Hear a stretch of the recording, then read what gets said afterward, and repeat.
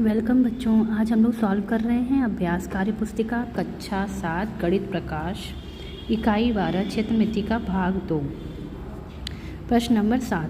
पहले भाग में हम लोगों ने प्रश्न नंबर 1 से 6 तक को सॉल्व कर लिया था।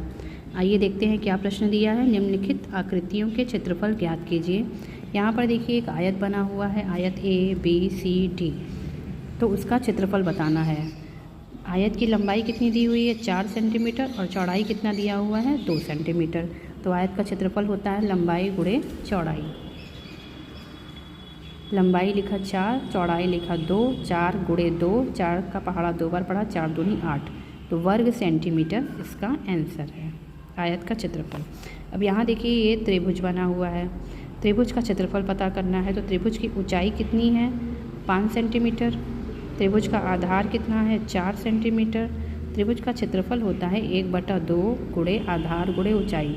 तो 1/2 गुणे 5 गुणे 4, 5 चौक 20, 1/2 20 का आधा हो जाएगा 10 वर्ग सेंटीमीटर। अब यहाँ पर देखिए बना है समांतर चतुर्भुज। तो समांतर चतुर्भुज का क्षेत्रफल होता है आधार गुणे ऊंचाई।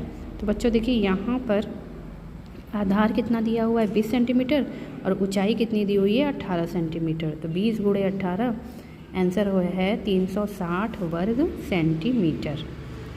नेक्स्ट यहाँ पर समचतुर्भुज बना हुआ है ABCD, जिसमें AC का मान दिया हुआ है 15 सेंटीमीटर और BD का मान दिया हुआ है 18 सेंटीमीटर। क्षेत्रफल कैसे पता करते हैं समचतुर्भुज का 1/2 गुणे विकर्णों का गुणनफल। विकर्ण ऊपर दिए हुए हैं, ये दोनों विकर्ण हैं AC और BD। 1/2 गुणे 18 गुणे 15, 18 गुणे 15 का गुणा करके 2 से भाग करना है, आ जाएगा आंसर 135 वर्ग सेंटीमीटर। नेक्स्ट है समचतुर्भुज, दूसरा है MNRP। तब इसमें यहाँ पर त्रिभुज MNO, त्रिभुज MNO इसका मान दे दिया है 1/2। तो समचतुर्भुज MNRP का क्षेत्रफल क्या हो जाएगा, 1 का क्षेत्रफल बता दिया है। अब ये 3 का और बताना है, यानी कुल का बताना है। सम है तो सारे भाग बराबर होंगे। तो 4 गुणे MNO त्रिभुज, 4 गुणे 1/2 आंसर हो जाएगा 4 1/2। प्रश्न है प्रश्न नंबर 8। एक वर्गाकार टाइल की एक भुजा 13 सेंटीमीटर है। टाइल का क्षेत्रफल और परिमाप ज्ञात कीजिए। तो टाइल्स कैसी है, वर्गाकार है। वर्गाकार टाइल का क्षेत्रफल क्या होगा, भुजा के घात 2। भुजा कितनी दी हुई है 13 सेंटीमीटर, 13 के घात 2 169 वर्ग सेंटीमीटर इसका क्षेत्रफल हो जाएगा। परिमाप क्या होता है, परिमाप का सूत्र है 4 गुणे भुजा।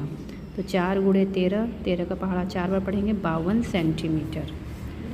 अगला प्रश्न है प्रश्न नंबर 9। एक कार्यालय में 15 दरवाज़ों पर पर्दा लगाना है।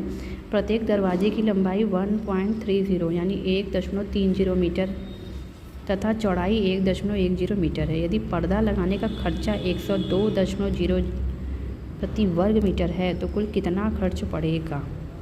सबसे पहले 15 दरवाजे पे लगवाना है, तो सबसे पहले एक दरवाजे का क्षेत्रफल पता कर लेते हैं। तो एक दरवाजे का क्षेत्रफल लंबाई गुणे चौड़ाई करेंगे 1.43 वर्ग मीटर आ गया। 15 दरवाजे का पता करने के लिए 15 से गुणा कर देंगे, 15 गुणे 1.43 वर्ग सेंटीमीटर 21.45 वर्ग मीटर हो गया। कुल खर्चा इस 15 दरवाजे में एक पर्दा लगाने में 102 आ रहा है, तो 15 का 21.45 में गुणे 102 कर देंगे 2187.90 आंसर है। प्रश्न नंबर 10 है। एक मकान मालिक अपने घर की दीवारों को पेंट कराना चाहता है, तो उसे क्या ज्ञात करना चाहिए। पेंट करवाने के लिए पूरे जगह पे पेंट कराना होता है, तो दीवार का क्षेत्रफल पता होना चाहिए। राम अपने पिताजी की तस्वीर को फ्रेम करवाना चाहते हैं, तो उसे क्या जानना होगा। ग्लास के लिए ग्लास पूरे उस पर लगेगा तो क्षेत्रफल, और फ्रेम किनारे किनारे लगता है, तो किनारे किनारे के लिए क्या लगाना पता करना पड़ेगा, परिमाप। प्रश्न नंबर 12 है। मिलान करना है। आयत का परिमाप 2 गुणे लंबाई धन चौड़ाई, वर्ग का परिमाप 4 गुणे भुजा, आयत का क्षेत्रफल लंबाई गुणे चौड़ाई और वर्ग का क्षेत्रफल भुजा के घात 2। प्रश्न नंबर 13 है। PQRS एक आयताकार पार्क है जिसके चारों तरफ 2 मीटर चौड़ा रास्ता है। ये 2 मीटर चौड़ा रास्ता इसके चारों तरफ है। चित्र की सहायता से निम्नलिखित को बताना है। क्या बताना है, AB क्या है,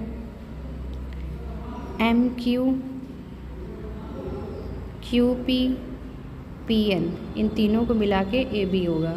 तो इनका मान दिया हुआ है 2 मीटर, 8 मीटर, 2 मीटर यानी 12 मीटर। अब BC बताना है। BC यहाँ से यहाँ तक है, बीच में क्या क्या पड़ रहा है, BM, फिर ये QR, ये RC। तो इनका मान लिख देंगे 2, 12 और 2, कुल मिला के हो गए 14 मीटर। CD का मान पता करना है। CD कितने भागों में बटा है, C R1 S1 और S1D। तो CR1 का मान है 2 मीटर, इसका मान है 8 मीटर। ये देखिए ये इसके बराबर है और ये है 2 मीटर। तो इस तरह से जोड़ देंगे 12 मीटर हो गया।